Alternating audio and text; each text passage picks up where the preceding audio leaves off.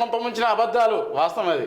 లోక్సభ ఎన్నికల ప్రచారంలో సర్కార్పై అడ్డగోలు ఆరోపణలు, కాంగ్రెస్ వల్లే కరువు వచ్చిందని, కరెంటు పోయిందని కామెంట్లు, నీళ్ళ మేనేజ్మెంట్ తెలుస్తలేదు, పాలన చేత కావట్లేదని విమర్శలు, ప్రభుత్వం గులాబీ నేతలు చేసిన విమర్శలను పట్టించుకుని జనం, అసెంబ్లీ ఎన్నికల ఓటమి తర్వాత ఆత్మవిమర్శ చేసుకొని పార్టీ పెద్దలు ప్రజలే తప్పు చేశారన్న నిందలు, అభద్రతా భావంలోకి నెట్టేలా ప్రసంగాలు, జనం కొట్టిన దెబ్బకు 37 నుంచి 16% పడిపోయిన పార్టీ ఓట్ షేర్.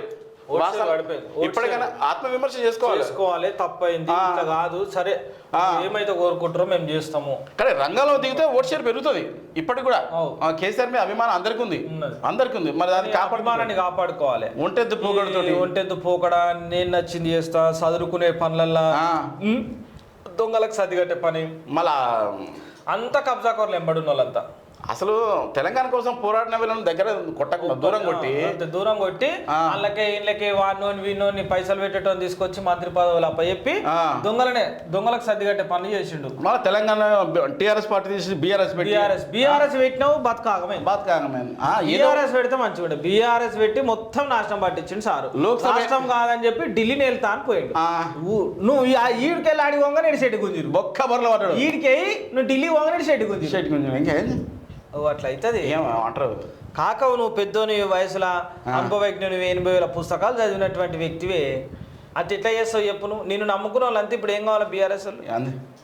అందుకంటారా ఉట్టికి ఏగినామా సర్కానికి ఉంటుంది ఆశ కూడా తినాలి. లోక్సభ ఎన్నికల ప్రచారంలో తాము చెప్పిన అబద్ధాలే తమ కొంప ముంచింది అని బీఆర్ఎస్ నేతలు అంటున్నారు. తమను గెలిపిస్తే ఏం చేస్తామో చెప్పకుండా ప్రభుత్వంపై పదే విమర్శలు చేయడం పార్టీకి మైనస్గా మారిందని చెబుతున్నారు. కాంగ్రెస్ వల్లే కరువు వచ్చింది, కాంగ్రెస్ వచ్చినాక కరెంటు ఉండలేదు, మళ్ళీ మోటార్లు కాలుతున్నాయి, కాళేశ్వరం నీళ్లను కావాలని ఎత్తిపోసలేరు, నీళ్లున్న పంటలను ఎండబెడుతుండ్రు, రైతులు పండించిన వడ్లను కొంటలేరు లాంటి కామెంట్లు చేయడం, 3 నెలలకు కూడా నిండని ప్రభుత్వంపై నిందలు వేయడం లాంటి 3 నెలలు అయితే 6 నెలలు అయింది. అంటే ఈ పత్రిక కూడా కొద్దిగా నైతిక దెబ్బతింటుంది.